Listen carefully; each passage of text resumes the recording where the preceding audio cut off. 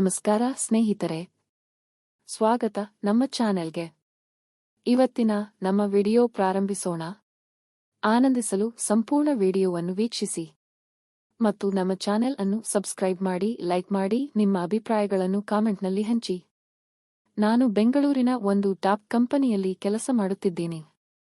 ಸದ್ಯಕ್ಕೆ ನಾನು ಮದುವೆ ಮಾಡಿಕೊಂಡಿಲ್ಲ. ನಾನು ಈ ಕಂಪನಿಯಲ್ಲಿ ಕೆಲಸಕ್ಕೆ ಸೇರುವಾಗ ನನ್ನ ಜೊತೆಗೆ ಒಬ್ಬ ಮುದ್ದಾದ ಸಹೋದ್ಯೋಗಿ ಕೂಡ ಸೇರಿಕೊಂಡಳು. ಅವಳು ಓಪನ್ ಮೈಂಡೆಡ್ ಆಗಿದ್ದಳು. ಅವಳು ಯಾವುದೇ ವಿಷಯವನ್ನು ಫ್ರೀ ಆಗಿ ಮಾತಾಡುತ್ತಿದ್ದಳು. ಇನ್ನು ಕತೆಗೆ ಬಂದರೆ, ಇದು ನಡೆದದ್ದು ಮಾರ್ಚ್ ತಿಂಗಳಲ್ಲಿ. ಅವತ್ತು ಅವಳು ಆಫೀಸಿಗೆ ಬಂದಾಗ ತುಂಬಾನೇ ಡಲ್ ಆಗಿದ್ದಳು. ಅದನ್ನು ನೋಡಿ ಏನಾಯಿತು ಅಂತ ಕೇಳಿದಕ್ಕೆ ಅವಳು ಗಂಡನ ಜೊತೆ ಜಗಳ ಮಾಡಿಕೊಂಡಿದ್ದಳು ಅನ್ನೋದು ಗೊತ್ತಾಯ್ತು. ಅದಕ್ಕೆ ನಾನು ಸಂಸಾರದಲ್ಲಿ ಇದೆಲ್ಲ ಮಾಮೂಲಿನೇ ಅಂತ ಹೇಳಿ ಅವಳು ನಗಲು ಕೆಲವು ಜೋಕುಗಳನ್ನ ಹೇಳಿದೆ. ಅವಳು ನನ್ನನ್ನು ಹಗ್ ಮಾಡಿ ಥ್ಯಾಂಕ್ಸ್ ಹೇಳಿದಳು. ಅವಳು ಸ್ಮೈಲ್ ಮಾಡುತ್ತಾ ಖುಷಿಯಾಗಿರೋದು ನೋಡಿ ನನಗೂ ಸಂತೋಷ ಆಯ್ತು. ಮತ್ತೆ ನಮ್ಮ ಕೆಲಸದಲ್ಲಿ ಬ್ಯುಸಿ ಆದೆವು. ಸಂಜೆ ಒಬ್ಬರಿಗೊಬ್ಬರು ಗುಡ್ ನೈಟ್ ಹೇಳಿ ನಮ್ಮ ಕ್ಯಾಬ್ನಲ್ಲಿ ಮನೆಗೆ ಹೊರಟು ಹೋದೆವು. ಮನೆಗೆ ಹೋದ ನಂತರ ಮಾಮೂಲಿಯಂತೆ ಅವಳೊಂದಿಗೆ ಚಾಟ್ ಮಾಡುತ್ತಾ ಇದ್ದೆ. ಎಲ್ಲವೂ ಸರಿ ಇತ್ತು. ಮತ್ತೆ ಗಂಡನ ಜೊತೆ ಕಾಂಪ್ರಮೈಸ್ ಮಾಡಿಕೊಂಡಳು.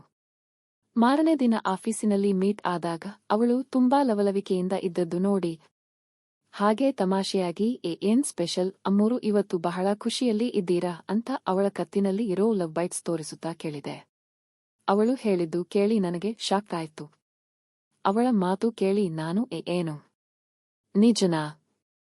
ಇಲ್ಲ, ನನ್ನ ಜೊತೆ ಬೆಳಗ್ಗೆ ಜೋಕ್ ಮಾಡ್ತಾ ಇದ್ದೀಯಾ ಅಂತ ಕೇಳಿದೆ. ಅವಳು ಹೇಳಿದ್ದೇನೆಂದರೆ, ಮದುವೆ ಆದ ಮೇಲೆ ಮೊದಲ ಮಾಡಿದ್ವಿ ಅಂತ. ಅದೂ ಕೂಡ 2 ತಿಂಗಳ ನಂತರ. ಮತ್ತೆ ನಾನು ಅವಳ ಹತ್ರ ಸ್ಟ್ರೈಟ್ ಆಗಿ ಹಾಗಾದರೆ ನೆನ್ನೆ ರಾತ್ರಿ ನೀನು ಕಳೆದುಕೊಂಡೆ ಅನ್ನುವ ಅಂತ ಕೇಳಿದೆ.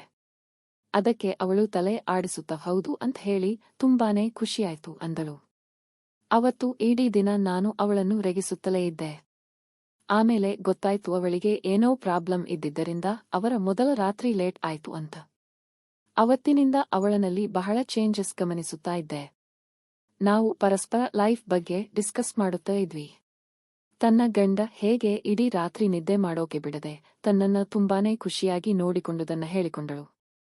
ಅವತ್ತು ಮಾರ್ಚ್ 4ನೇ ತಾರೀಕು. ನಮ್ಮ ಜೊತೆ ಕೆಲಸ ಮಾಡೋ ಒಬ್ಬ ಸಹೋದ್ಯೋಗಿಯ ಮದುವೆ ಇತ್ತು. ಅವಳು ತನ್ನ ಗಂಡನ ಜೊತೆ ಅವರ ಕಾರ್ನಲ್ಲಿ ನನ್ನನ್ನು ಮತ್ತೆ ಇನ್ನೊಬ್ಬ ಲೇಡಿ ಕೊಲೀಗ್ನ ಪಿಕ್ ಮಾಡಿಕೊಂಡು ಹೊರಟರು. ನಾವು 4 ಜನ ಮದುವೆ ರಿಸೆಪ್ಷನ್ ಮುಗಿಸಿದೆವು. ಆಗ ಅವಳ ಗಂಡ ಡೆಲ್ಲಿಗೆ ಹೋಗಲು ಫ್ಲೈಟ್ ಹತ್ತಬೇಕಿದೆ ಅನ್ನೋದು ಗೊತ್ತಾಯ್ತು. ಅವಳ ಗಂಡ ಕೆಲಸದ ಮೇಲೆ 3 ದಿನಕ್ಕೆ ಡೆಲ್ಲಿಗೆ ಹೋಗುತ್ತಿದ್ದ. ಅದಕ್ಕೆ ಅವನು ನನ್ನ ಬಳಿ ನನ್ನನ್ನು ಏರ್ಪೋರ್ಟ್ಗೆ ಡ್ರಾಪ್ ಮಾಡಿ ಅವಳನ್ನು ಮನೆಗೆ ಬಿಟ್ಟು ಹೋಗಿ ಅಂತ ಕೇಳಿಕೊಂಡ.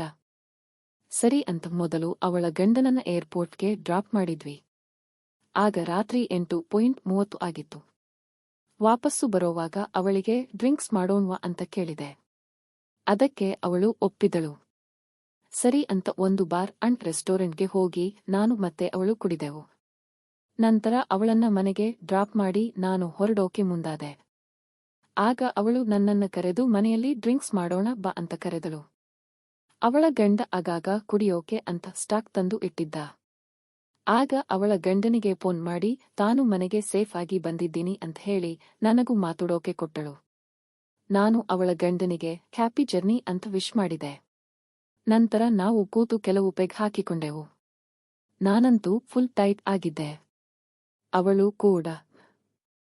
ಆಗ ಅವಳು ಇಲ್ಲೇ ಮಲಗು ಅಂತ ಇನ್ನೊಂದು ಬೆಡ್ರೂಮು ಕೊಟ್ಟಳು.